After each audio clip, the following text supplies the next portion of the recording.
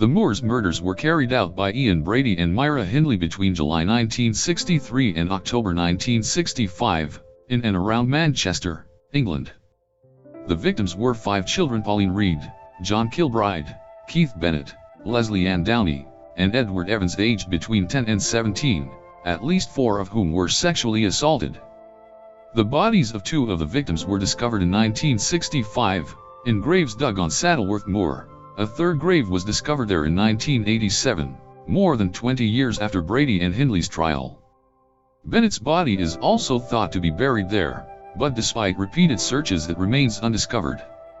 The pair were charged only for the murders of Kilbride, Downey, and Evans, and received life sentences under a whole life tariff. The investigation was reopened in 1985 after Brady was reported as having confessed to the murders of Reed and Bennett. After confessing to these additional murders, Brady and Hindley were taken separately to Saddleworth Moor to assist in the search for the graves. Characterized by the press as the most evil woman in Britain, Hindley made several appeals against her life sentence, claiming she was a reformed woman and no longer a danger to society, but was never released. She died in 2002 in West Suffolk Hospital, aged 60, after serving 36 years in prison. Brady was diagnosed as a psychopath in 1985 and confined in the high-security Ashworth Hospital. He made it clear that he never wished to be released and repeatedly asked to be allowed to die. He died in 2017, at Ashworth, aged 79.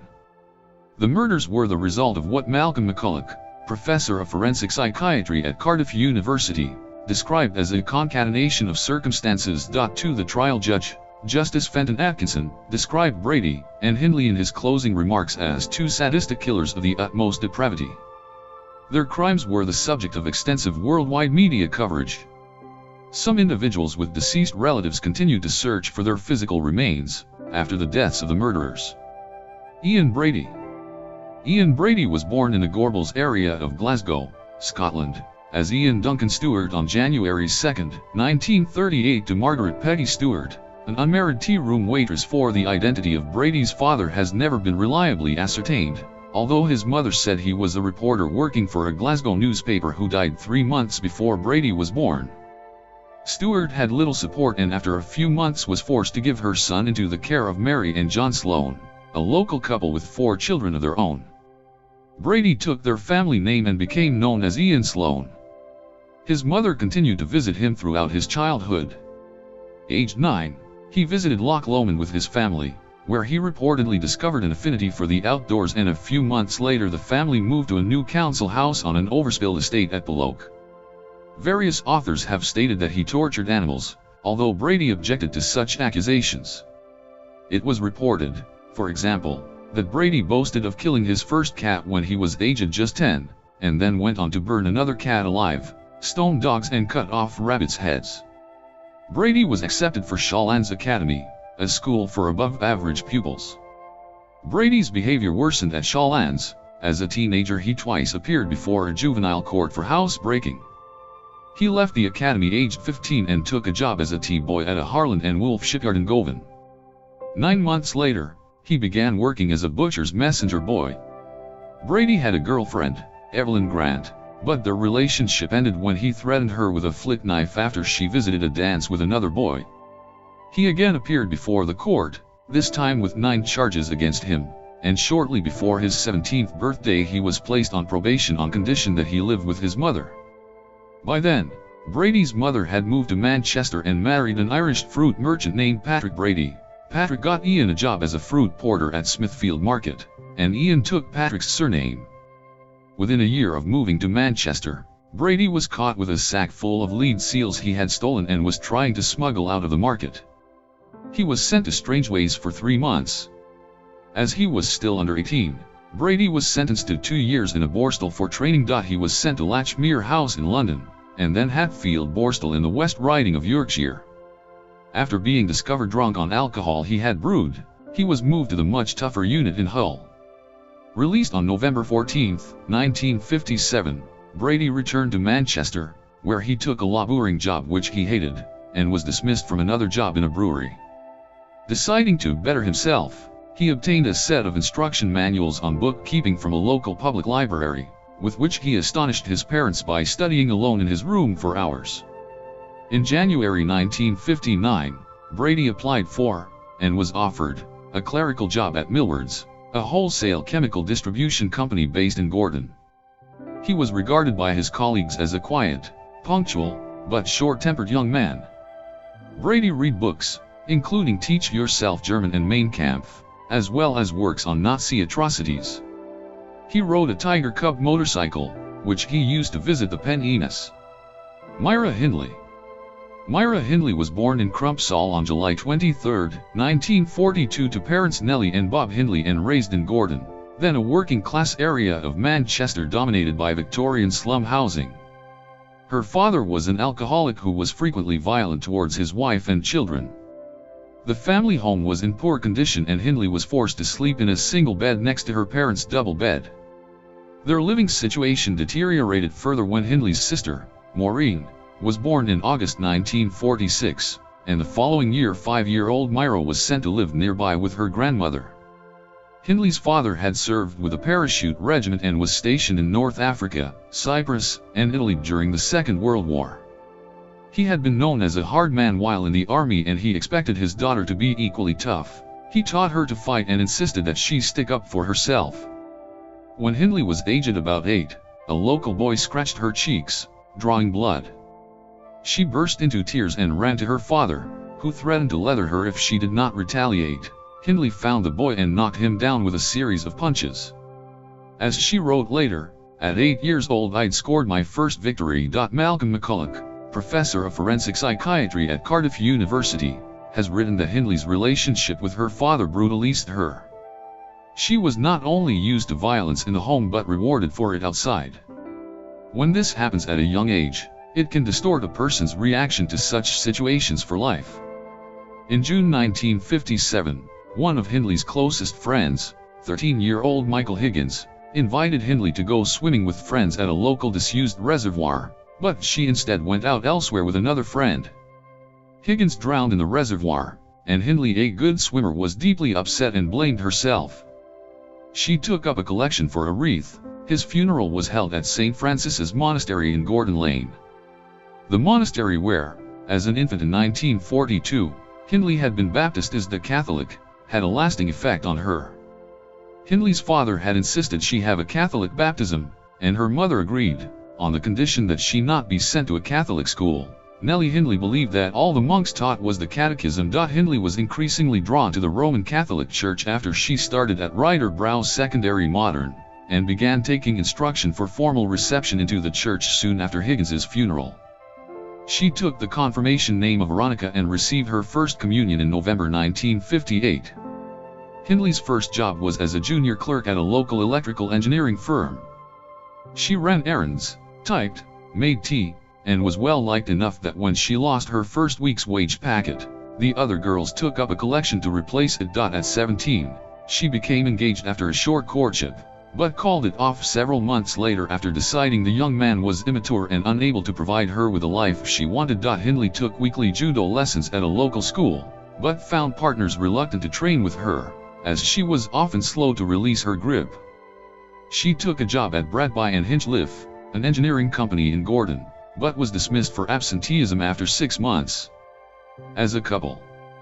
In January 1961, the 18-year-old Hindley joined Millwards as a typist. She soon became infatuated with Brady, despite learning that he had a criminal record.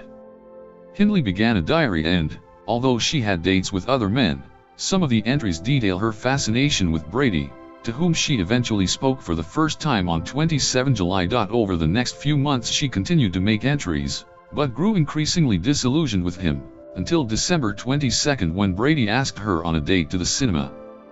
Many sources state that the film was Judgment at Nuremberg, but Hindley recalled it as King of Kings. Their dates followed a regular pattern: a trip to the cinema, usually to watch an X-rated film, then back to Hindley's house to drink German wine. Brady then gave her reading material and the pair spent their work lunch breaks reading aloud to one another from accounts of Nazi atrocities. Hindley began to emulate an ideal of Aryan perfection, bleaching her hair blonde and applying thick crimson lipstick. She expressed concern at some aspects of Brady's character. In a letter to a childhood friend, She mentioned an incident where she had been drugged by Brady, but also wrote of her obsession with him. A few months later, she asked her friend to destroy the letter. In her 30,000 word plea for parole, written in 1978 and 1979 and submitted to Home Secretary Merlin Rees, Hindley said, "Within months Brady had convinced me that there was no God at all. He could have told me that the earth was flat, the moon was made of green cheese and the sun rose in the west. I would have believed him, such was his power of persuasion." Hindley began to change her appearance further, wearing clothing considered risque such as high boots, short skirts and leather jackets, and the two became less sociable to their colleagues. The couple were regulars at the library, borrowing books on philosophy, as well as crime and torture. They also read works by the Marquis de Sade, Friedrich Nietzsche, and Fyodor Dostoevsky's Crime and Punishment.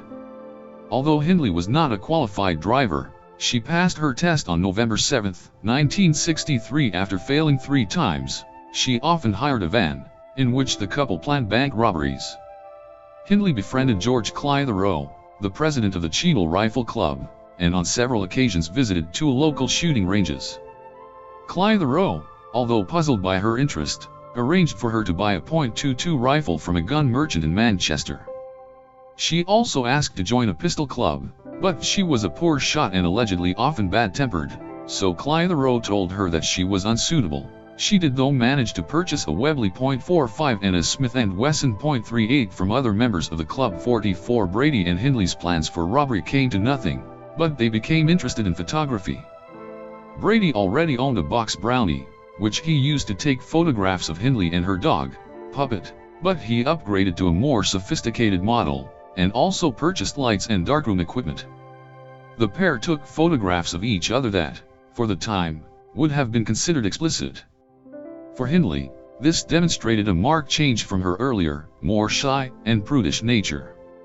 As murderers, what they were doing was out of the scope of most people's understanding, beyond the comprehension of the workaday neighbors who were more interested in how they were going to pay the gas bill or what might happen in the next episode of Coronation Street or Doctor Who. In 1960s Britain, people did not kidnap and murder children for fun. It was simply beyond the realms of most people's comprehension, and this is why they managed to get away with it for so long. Chris Cowley. Hindley claimed that Brady began to talk about committing the perfect murder in July 1963, and often spoke to her about Meyer Levin's Compulsion, published as a novel in 1956 and adapted for the cinema in 1959. The story tells a fictionalist account of the Leopold and Loeb case, 2 young men from well-to-do families who attempt to commit the perfect murder of a 12-year-old boy, and who escape the death penalty because of their age. By June 1963, Brady had moved in with Hindley at her grandmother's house in Bannock Street, and on July 12, the two murdered their first victim, Pauline Reed, who had attended school with Hindley's younger sister Maureen, and had also been in a short relationship with David Smith, a local boy with 3 criminal convictions for minor crimes. Police found no one who had seen Reed before her disappearance, and although the 15-year-old Smith was questioned by police, he was cleared of any involvement in her death.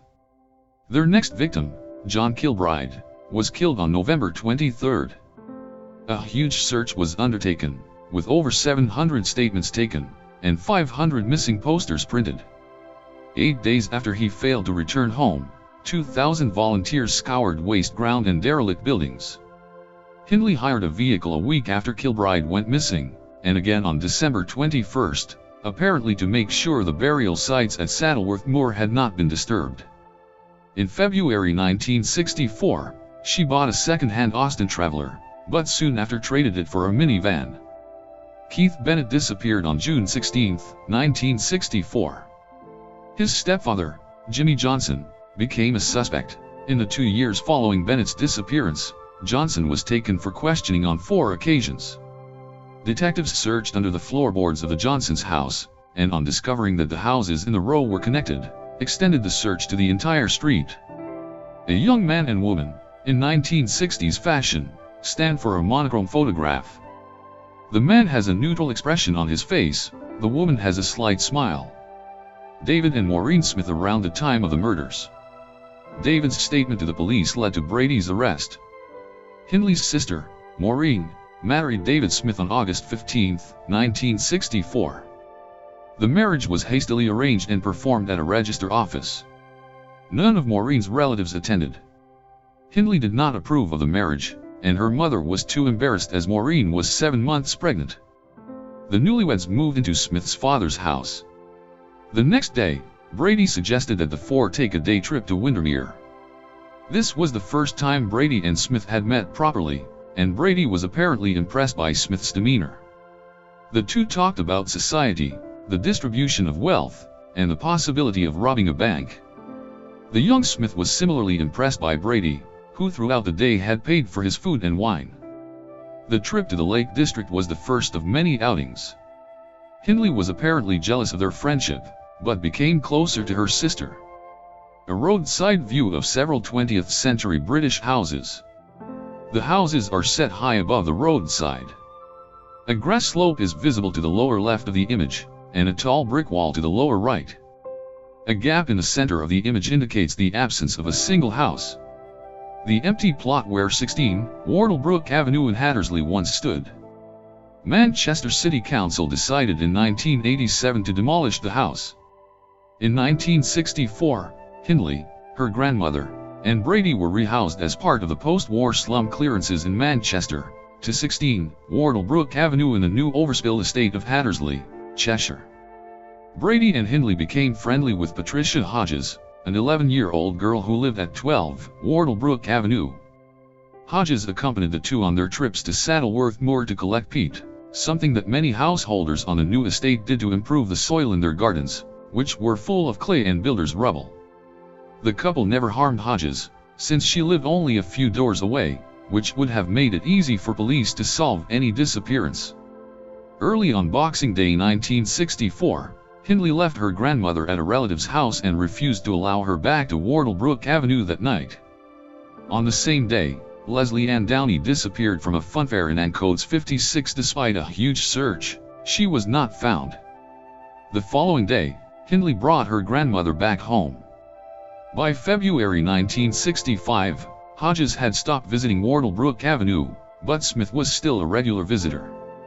Brady gave Smith books to read, and the two discussed Robbery and Murder 58 on Hindley's 23rd birthday. Her sister and brother-in-law, who had until then been living with relatives, were rehoused in Underwood Court, a block of flats not far from Wardlebrook Avenue.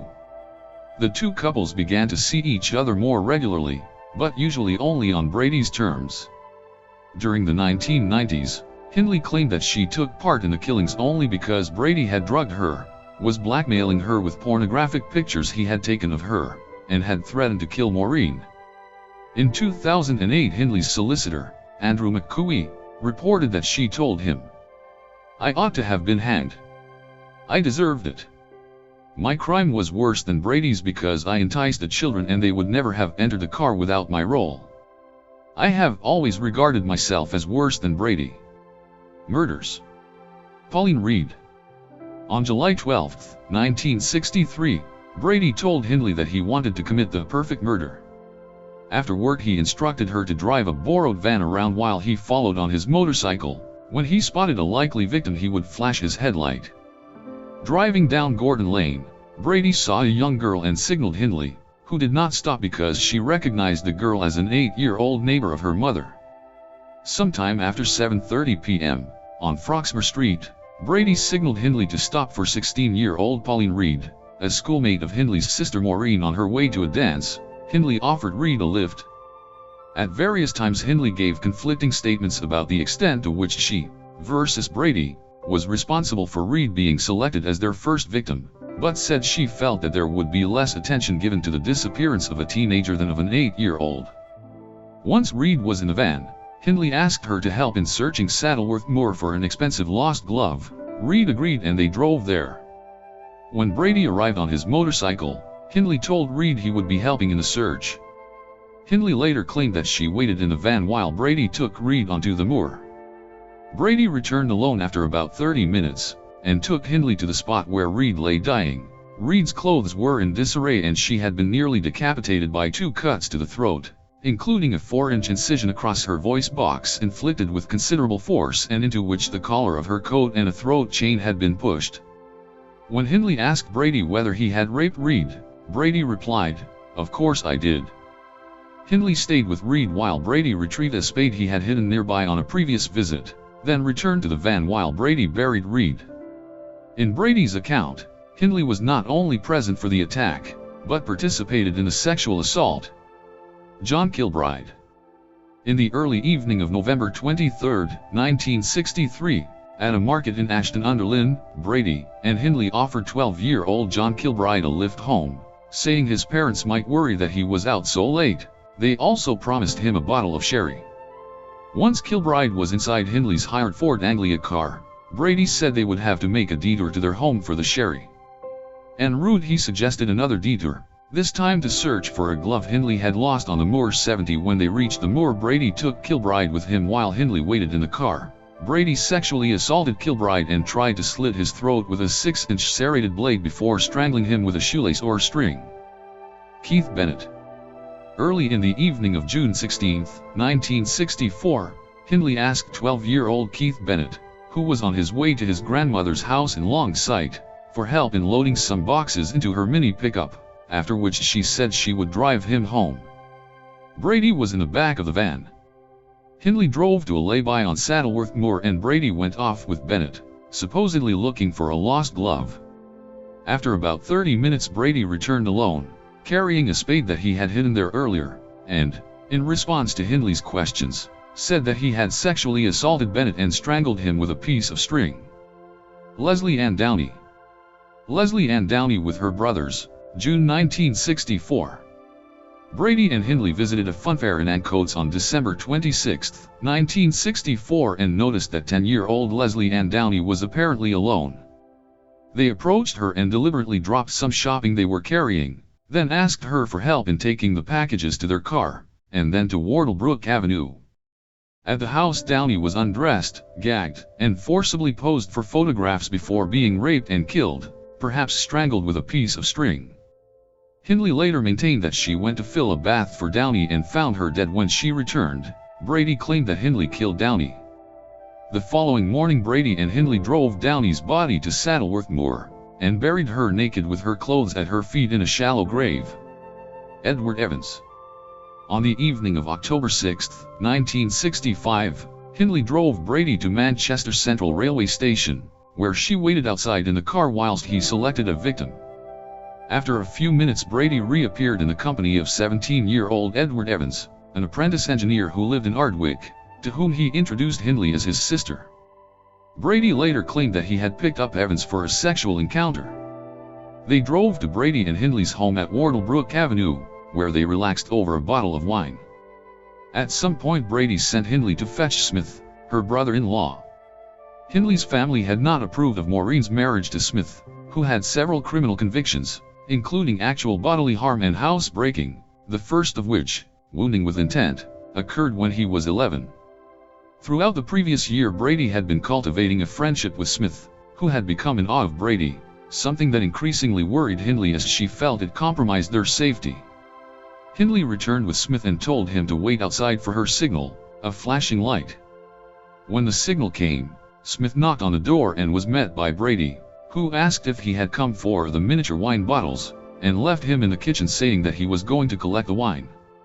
Smith later told the police, "I waited about a minute or two, then suddenly I heard a hell of a scream. It sounded like a woman, really high-pitched. Then the screams carried on, one after another really loud. Then I heard Myra shout, 'Dave, help him,' very loud. When I ran in I just stood inside the living room and I saw a young lad. He was lying with his head and shoulders on the couch and his legs were on the floor. He was facing upwards. Ian was standing over him, facing him, with his legs on either side of the young lad's legs. The lad was still screaming. Ian had a hatchet in his hand. He was holding it above his head and he hit the lad on the left side of his head with the hatchet. I heard the blow. It was a terrible hard blow. It sounded horrible." Smith then watched Brady throttle Evans with a length of electrical cord. Brady sprained his ankle in the struggle, and Evans's body was too heavy for Smith to carry to the car on his own, so they wrapped it in plastic sheeting and put it in the spare bedroom. Investigation. Arrest. After the murder of Evans, Smith agreed to return the following morning with his baby's pram, to transport the body to the car, before disposing of it on the moor. He arrived home around 3 a.m. and asked his wife to make a cup of tea, which he drank before vomiting and telling her what he had witnessed. At 6:10 a.m., having waited for daylight and armed himself with a screwdriver and bread knife, in case Brady was planning to intercept him, Smith called police from a phone box on the estate. He was picked up by a police car from the phone box and taken to Hyde Police Station, where he told officers what he had witnessed in the night. Superintendent Bob Talbot of the Stalybridge Police Division went to Wardlebrook Avenue, accompanied by a detective sergeant. Wearing a bread deliverman's overall on top of his uniform, he asked Hindley at the back door if her husband was home. When she denied that she had a husband or that a man was in the house, Talbot identified himself. Hindley led him into the living room, where Brady was lying on a divan, writing to his employer about his ankle injury.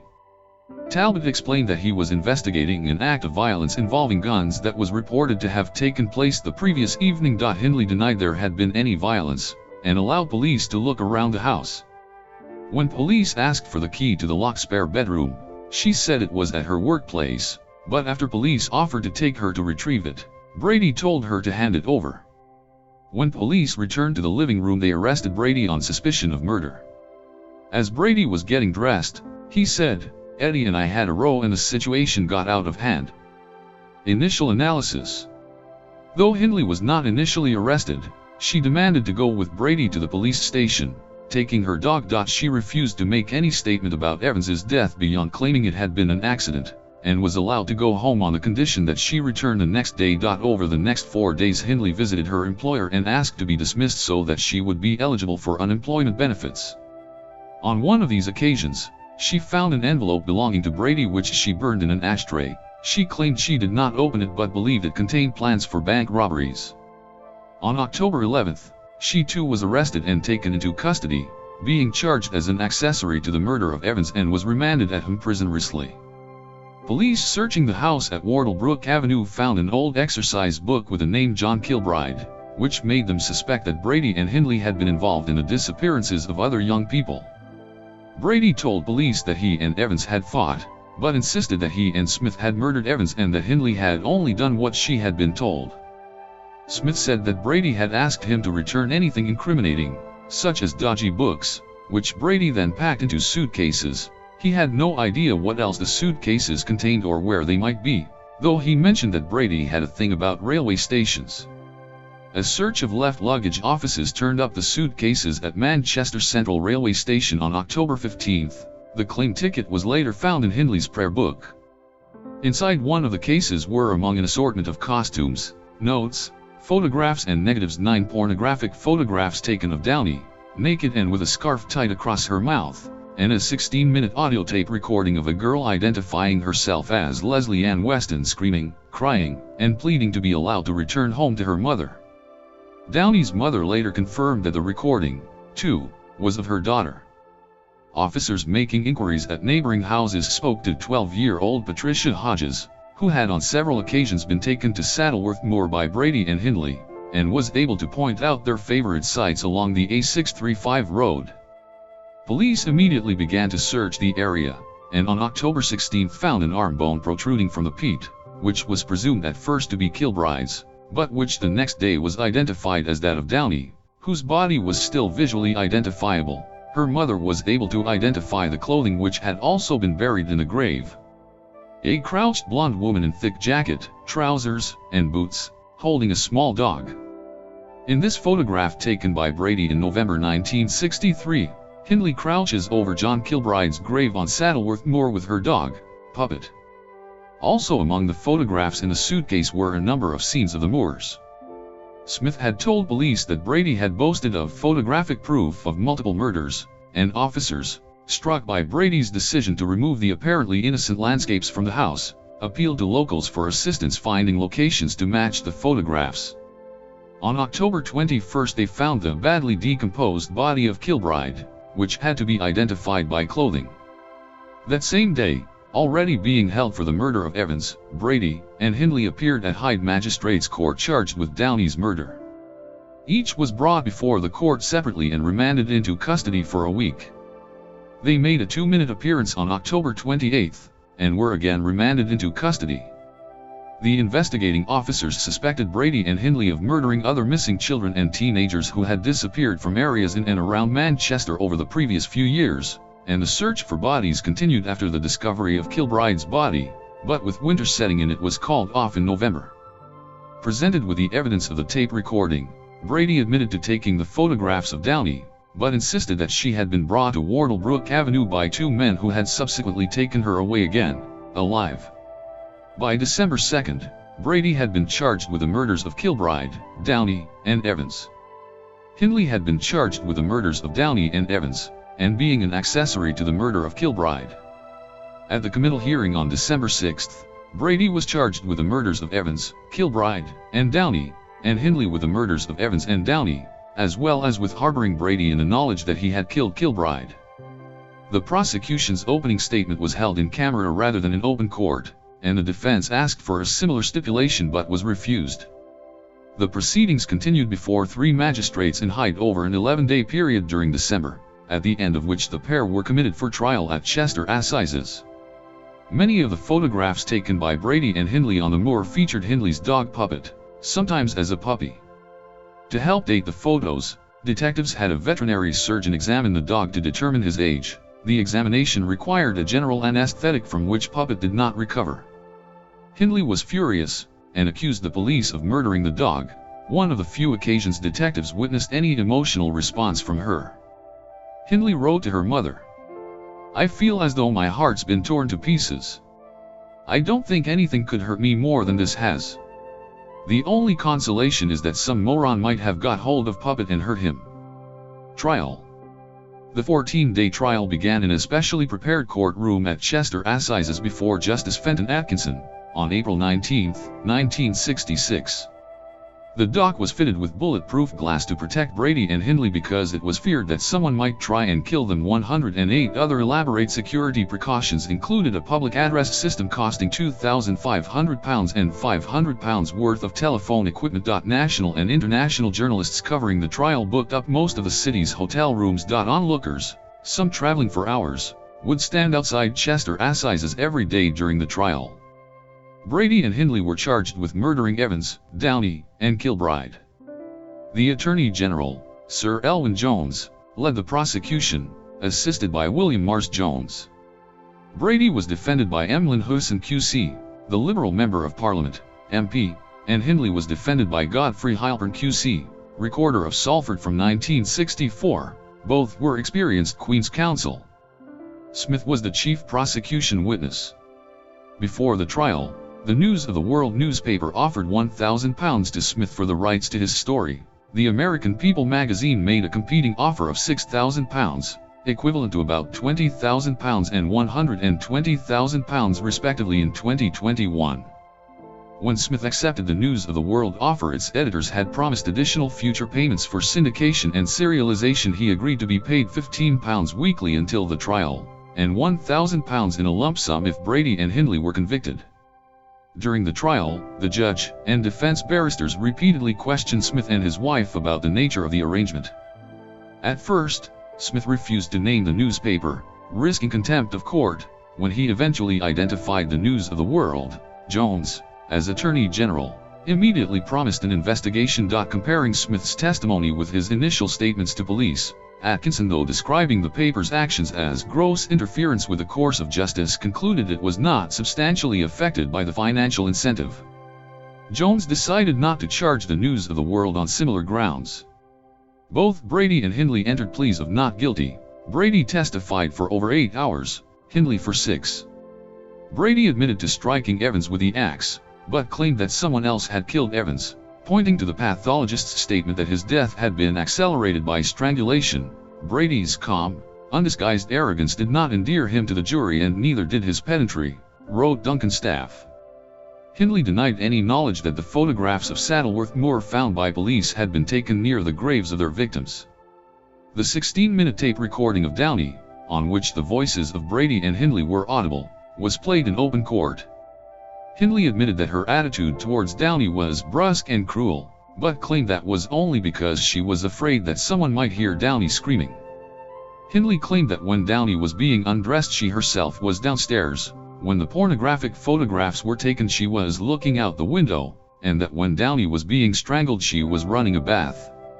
On May 6, after having deliberated for a little over 2 hours, the jury found Brady guilty of all 3 murders, and Hindley guilty of the murders of Downey and Evans. As the death penalty for murder had been abolished while Brady and Hindley were held on remand, the judge passed the only sentence that the law allowed: life imprisonment. Brady was sentenced to 3 concurrent life sentences and Hindley was given 2, plus a concurrent 7-year term for harboring Brady in the knowledge that he had murdered Kilbride. Brady was taken to Prison Durham and Hindley was sent to Prison Holloway. In his closing remarks, Atkinson described the murders as truly horrible and the accused as 2 sadistic killers of the utmost depravity. He recommended they spend a very long time in prison before being considered for parole, but did not stipulate a tariff. He called Brady wicked beyond belief and said he saw no reasonable possibility of reform for him, though he did not think the same necessarily true of Hindley once removed from Brady's influence. Throughout the trial Brady and Hindley stuck rigidly to their strategy of lying, and Hindley was later described as a quiet, controlled, impassive witness who lied remorselessly. Later investigation. In 1985, Brady allegedly told Fred Harrison, a journalist working for the Sunday People, that he had killed Reed and Bennett, something the police already suspected as both lived near Brady and Hindley and had disappeared at about the same time as Kilbride and Downey. Greater Manchester Police, GMP, reopened the investigation, now to be headed by Detective Chief Superintendent Peter Topping, head of GMP's Criminal Investigation Department, CID. Since Brady and Hindley's arrests, newspapers had been keen to connect them to other missing children and teenagers from the area.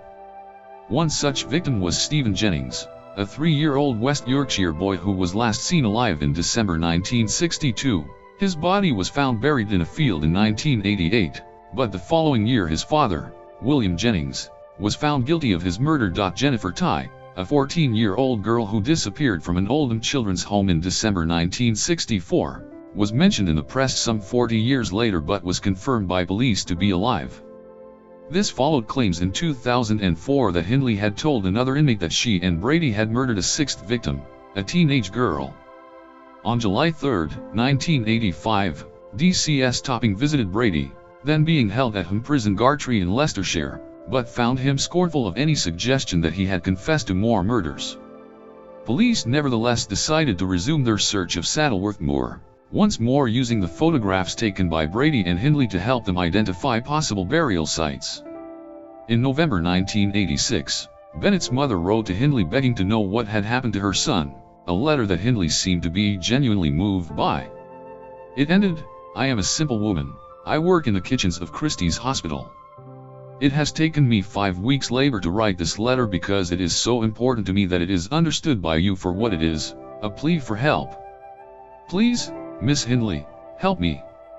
Police visited Hindley, then being held in prison Cooksum Wood in Kent, a few days after she received the letter, and although she refused to admit any involvement in the killings, she agreed to help by looking at photographs and maps to try to identify spots she had visited with Brady. She showed particular interest in photos of the area around Holland Brown Knoll and Shiny Brook, but said that it was impossible to be sure of the locations without visiting the moor. Home Secretary Douglas Hurd agreed with DCS Topping that a visit would be worth risking despite security problems presented by threats against Hindley. Writing in 1989, Topping said that he felt quite cynical about Hindley's motivation in helping the police. Although Winnie Johnson's letter may have played a part, he believed that Hindley, knowing of Brady's precarious mental state, was concerned he might cooperate with the police and reap any available public approval benefit. On December 16, 1986, Hindley made the first of 2 visits to assist the police search of the moor. Police closed all roads onto the moor, which was patrolled by 200 officers, some armed. Hindley and her solicitor left Cooksum Wood at 4:30 a.m., flew to the moor by helicopter from an airfield near Maidstone, and then were driven, and walked, around the area until 3 p.m. Hindley had difficulty connecting what she saw to her memories, and was apparently nervous of the helicopters flying overhead. 136 The press described the visit as a fiasco, a publicity stunt, and a mindless waste of money, but DCS Topping defended it, saying we needed a thorough systematic search of the moor. It would never have been possible to carry out such a search in private. On December 19, David Smith, then 38, spent about 4 hours on the moor helping police identify additional areas to be searched. DCS Topping continued to visit Hindley in prison, along with her solicitor Michael Fisher and her spiritual counselor, Peter Timms, who had been a prison governor before becoming a Methodist minister. On February 10, 1987, Hindley formally confessed to involvement in all 5 murders, but this was not made public for more than a month. The tape recording of her statement was over 17 hours long.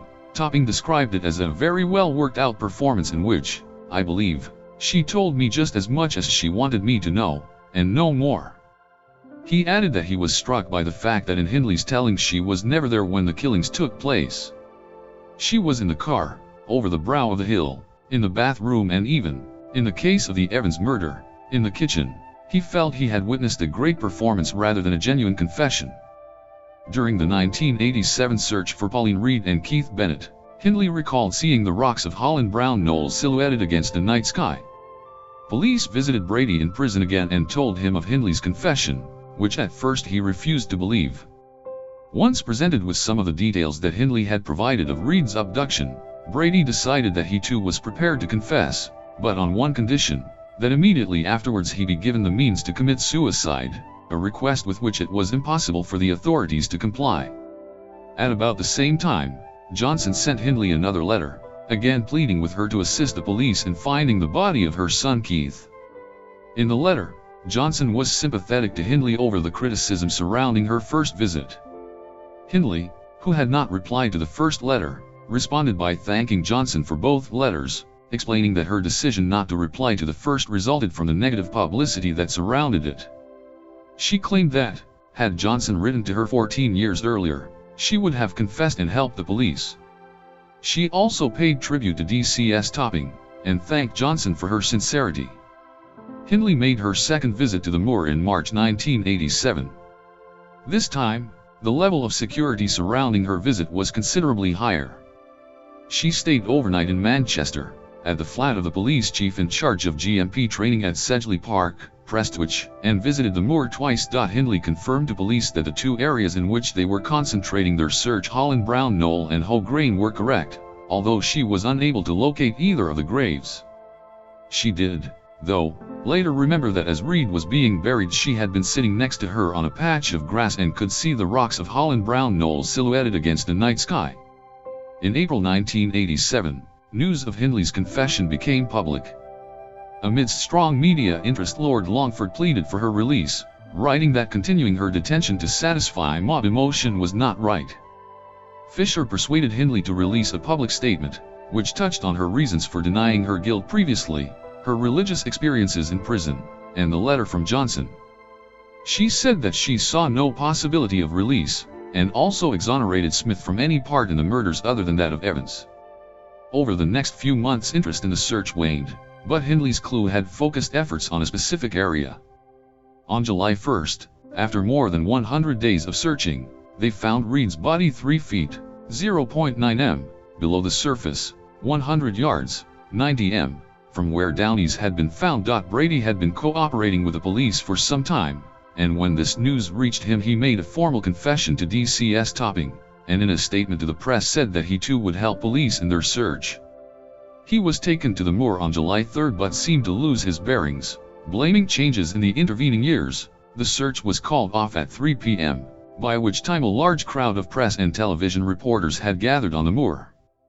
A small valley cuts through desolate moorland, under a blue sky. Hoe Grane leading to Shiny Brook, the area in which police believe Bennett's body is buried.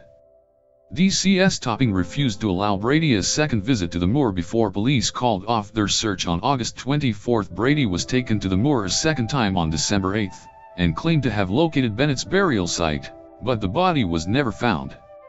Soon after his first visit to the moor, Brady wrote a letter to a BBC reporter, giving some sketchy details of 5 additional deaths that he claimed to have been involved in: a man in the Piccadilly area of Manchester, another victim on Saddleworth Moor, 2 more in Scotland, and a woman whose body was allegedly dumped in a canal. Police, failing to discover any unsolved crimes matching the details that he supplied, decided that there was insufficient evidence to launch an official investigation.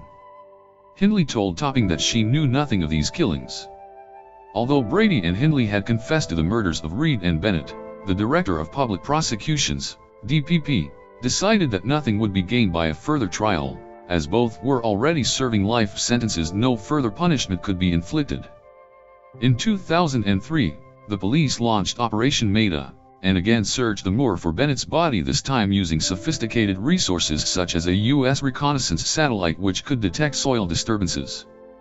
In mid-2009, the GMPs said they had exhausted all avenues in the search for Bennett, that only a major scientific breakthrough or fresh evidence would see the hunt for his body restart, and that any further participation by Brady would be via a walk through the moors virtually using 3D modeling, rather than a visit by him to the moor. Donations from the public funded a search by volunteers from a Welsh search and rescue team in 2010. In 2012, it was claimed that Brady may have given details of the location of Bennett's body to a visitor. A woman was subsequently arrested on suspicion of preventing the burial of a body without lawful excuse. But a few months later, the Crown Prosecution Service announced that there was insufficient evidence to press charges. In 2017, the police asked the court to order that 2 locked briefcases owned by Brady be opened, arguing that they might contain clues to the location of Bennett's body. The application was declined on the grounds that no prosecution was likely to result. On September 30, 2022, Greater Manchester Police began a search for human remains on the moor after receiving information from amateur investigator and author Russell Edwards, who had reportedly found a skull. After seeing a photograph of a jawbone, a spokesperson for the police said, of the identity of the remains, that it was far too early to be certain. On October 1, the police reported that no further remains had been found. On October 7, the police announced they had ended their search without finding any sign of human remains. Incarceration. Brady. Ashworth Hospital, where Brady was incarcerated from 1985. Following his conviction, Brady was moved to Home Prison Durham, where he asked to live in solitary confinement. He spent 19 years in mainstream prisons before being diagnosed as a psychopath in November 1985 and sent to the high-security Park Lane Hospital, now Ashworth Hospital, in Maghull, Merseyside.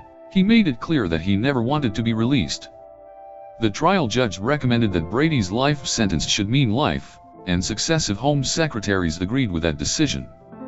In 1982, the Lord Chief Justice Lord Lane said of Brady, "This is the case if ever there is to be one when a man should stay in prison till he dies." The November 2007 death of John Strephon, who had spent 55 years in prison for murdering 3 children, meant that Brady became the longest-serving prisoner in England and Wales. Although Brady refused to work with Ashworth's psychiatrists, he occasionally corresponded with people outside the hospital subject to prison authorities' censorship, including Lord Longford, writer Colin Wilson, and various journalists. In one letter, written in 2005, Brady claimed that the murders were merely an existential exercise of just over a year, which was concluded in December 1964. By then, he claimed, he and Hindley had turned their attention to armed robbery, for which they had begun to prepare by acquiring guns and vehicles. During several years of interactions with forensic psychologist Chris Cowley, including face-to-face meetings, Brady told him of an aesthetic fascination he had with guns, despite his never having used one to kill. He complained bitterly about conditions at Ashworth, which he hated. In 1999, his right wrist was broken in what he claimed was an hour-long, unprovoked attack by staff.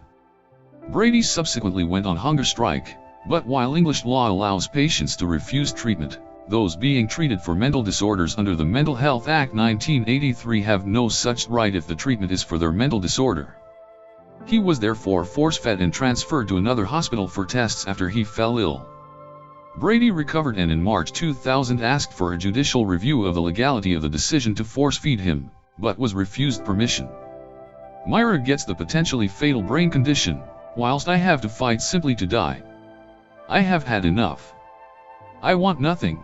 My objective is to die and release myself from this once and for all. So you see, my death strike is rational and pragmatic. I'm only sorry I didn't do it decades ago, and I'm eager to leave this cesspit in a coffin." In 2001, Brady wrote The Gates of Janus, which was published by the U.S. underground publisher Feral House. The book, Brady's analysis of serial murder and specific serial killers, sparked outrage when announced in the UK. In the book, Brady recounted his friendship in prison with the teacup poisoner Graham Young, who shared Brady's admiration for Nazi Germany. According to Cowley, Brady regretted Hindley's imprisonment and the consequences of their actions, but not necessarily the crimes themselves. He saw no point in making any kind of public apology. Instead, he expressed deep remorse through actions. 20 years of transcribing classical texts into Braille came to an end when the authorities confiscated Brady's translation machine, for fear it might be used as a weapon. He once offered to donate one of his kidneys to anyone who needed one, but was blocked from doing so. According to Wilson, it was because these attempts to express remorse were thrown back at him that he began to contemplate suicide. In 2006, officials intercepted 50 paracetamol pills hidden inside a hollowed-out crime novel sent to Brady by a female friend. The mother of the remaining undiscovered victim, Keith Bennett, received a letter from Brady at the end of 2005 in which, she said, he claimed that he could take police to within 20 yards, 18 m, of her son's body, but the authorities would not allow it. He did not refer directly to Bennett by name and did not claim he could take investigators directly to the grave, but spoke of the clarity of his recollections. In 2012, Brady applied to be returned to prison, reiterating his desire to starve himself to death. At a mental health tribunal in June the following year, he claimed that he suffered not from paranoid schizophrenia, as his doctors at Ashworth maintained, but a personality disorder. Brady's application was rejected and the judge stated that he continues to suffer from a mental disorder which is of a nature and degree which makes it appropriate for him to continue to receive medical treatment. After receiving end-of-life care, Brady died of restrictive pulmonary disease at Ashworth Hospital on May 15, 2017. The inquest found that he died of natural causes and that his hunger strike had not been a contributory factor.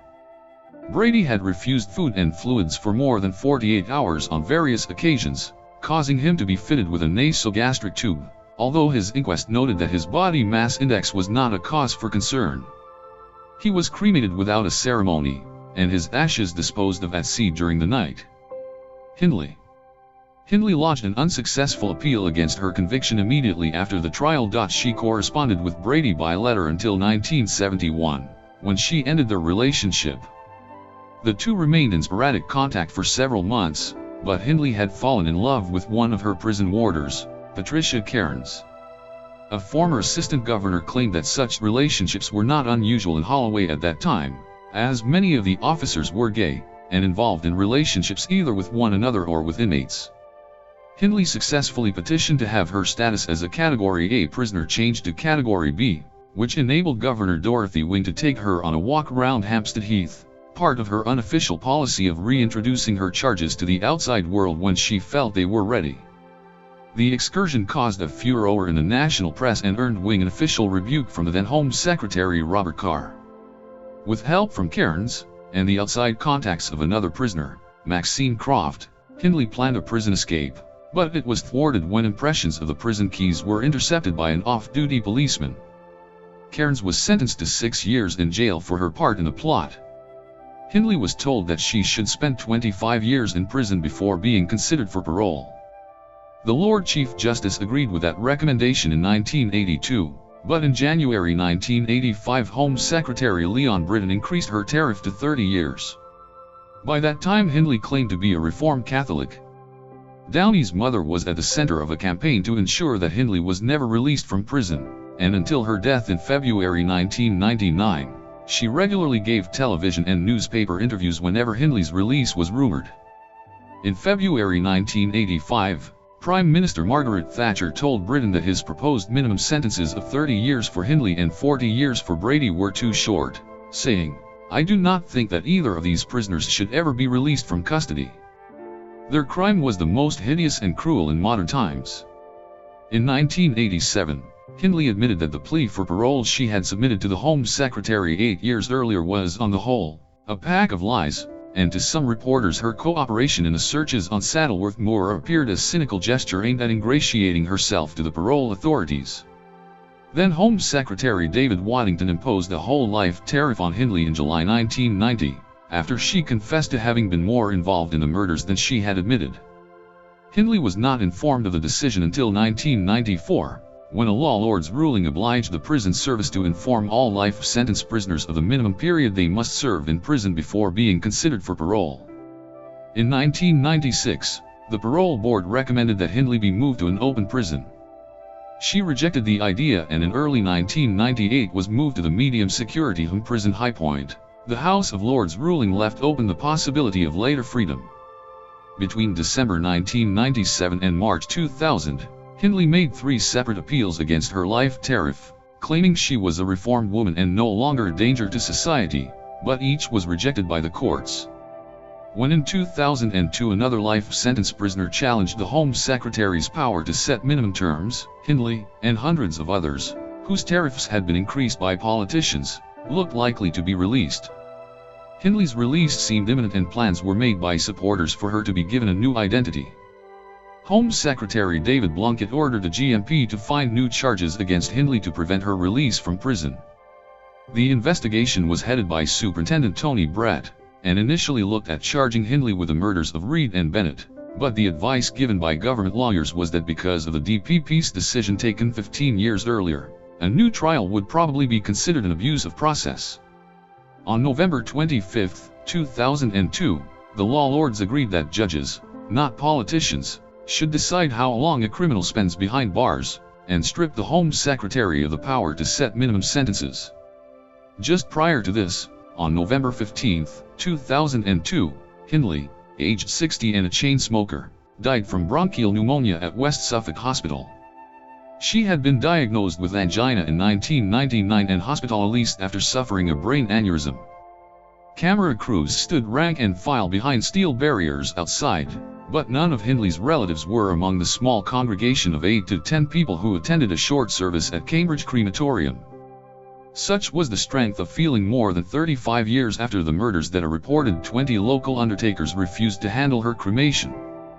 4 months later, her ashes were scattered by her ex-partner, Patricia Cairns, less than 10 miles, 16 kilometers, from Saddleworth Moor in Stalybridge Country Park.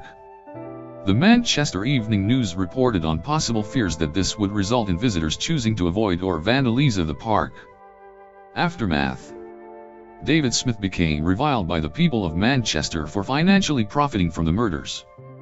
During the trial, Maureen, 8 months pregnant, was attacked in the lift of the building in which she and Smith lived. Their home was vandalized, they regularly received hate mail, and Maureen wrote that she could not let her children out of her sight when they were small. After declining to prosecute the News of the World, Attorney General Elwyn Jones came under political pressure to impose new regulations on the press, but was reluctant to legislate on checkbook journalism.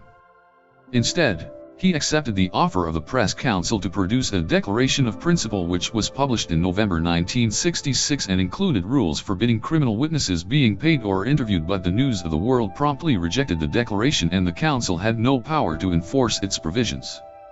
After stabbing another man during a fight, in an attack he claimed was triggered by the abuse he had suffered since the trial, Smith was sentenced to 3 years in prison in 1969. That same year his children were taken into the care of the local authority. Maureen moved from Underwood Court to a single-bedroom property, and found work in a department store. Subjected to whispering campaigns and petitions to remove her from the estate where she lived, Maureen received no support from her family. Her mother had supported Myra during the trial. On his release from prison, Smith moved in with a 15-year-old girl who became his second wife and won custody of his 3 sons. Maureen managed to repair the relationship with her mother, and moved into a council property in Gordon. She divorced Smith in 1973, and married a lorry driver, Bill Scott, with whom she had a daughter. Maureen and her immediate family made regular visits to see Hindley, who reportedly adored her niece. In 1980, Maureen suffered a brain hemorrhage. Hindley was allowed to visit her in hospital, but arrived an hour after her death. Sheila and Patrick Kilbride, who were by then divorced, attended Maureen's funeral thinking that Hindley might be there, Patrick mistook Bill Scott's daughter from a previous relationship for Hindley and tried to attack her. Shortly before her death at the age of 70, Sheila said, "If Hindley ever comes out of jail, I'll kill her." It was a threat repeated by her son Danny. In 1972, Smith was acquitted of the murder of his father, who had been suffering from terminal cancer. He pleaded guilty to manslaughter and was sentenced to 2 days detention. He remarried and moved to Lincolnshire with his 3 sons, and was exonerated of any participation in the Moores murders by Hindley's confession in 1987. In 2011, he co-authored the book Witness with biographer Carol Ann Lee. Smith died from cancer in Ireland in 2012. In 1977, a BBC television debate discussed arguments for and against Hindley's release, with Lord Longford, a Catholic convert, on the side who argued that she should be released, and Downey's mother arguing against her release and threatening to kill her were the release to occur. Reed's mother was admitted to Springfield Mental Hospital in Manchester. She was present, under heavy sedation, at the funeral of her daughter on August 7, 1987. 5 years after their son was murdered, Sheila and Patrick Kilbride divorced. Downey's mother died in 1999 from cancer of the liver. Since her daughter's death, she had campaigned to ensure that Hindley remained in prison, and doctors said that the stress had contributed to the severity of her illness. Bennett's mother continued to visit Saddleworth Moor, where it is believed that Bennett is buried. She died in August 2012. Manchester City Council decided in 1987 to demolish the house in which Brady and Hindley had lived on Wardlebrook Avenue, and where Downey and Evans were murdered, citing excessive media interest in the property creating unpleasantness for residents. In November 2017 it was revealed that, without the knowledge of her family, some of the remains of Pauline Reed, including her jawbone, had been kept at the University of Leeds by Greater Manchester Police. GMP apologized to the Reed family. In October 2018 her remains were reburied at her grave in Gordon Cemetery, Manchester. Lasting notoriety. The photographs and tape recording of the torture of Downey exhibited in court, and the nonchalant responses of Brady and Hindley, helped to ensure their lasting notoriety. Brady, who said that he did not want to be released, was rarely mentioned in the news, but Hindley's insistent desire to be released made her a figure of public hate, especially as she failed to confess to involvement in the Reed and Bennett murders for 20 years. Hindley's role in the crimes also violated gender norms. Her betrayal of the maternal role fed public perceptions of her inherent evil, and made her a poster girl for moral panics about serial murder and pedophilia in subsequent decades. Her often reprinted photograph, taken shortly after she was arrested, is described by some commentators as similar to the mythical Medusa and, according to author Helen Birch, has become synonymous with the idea of feminine evil.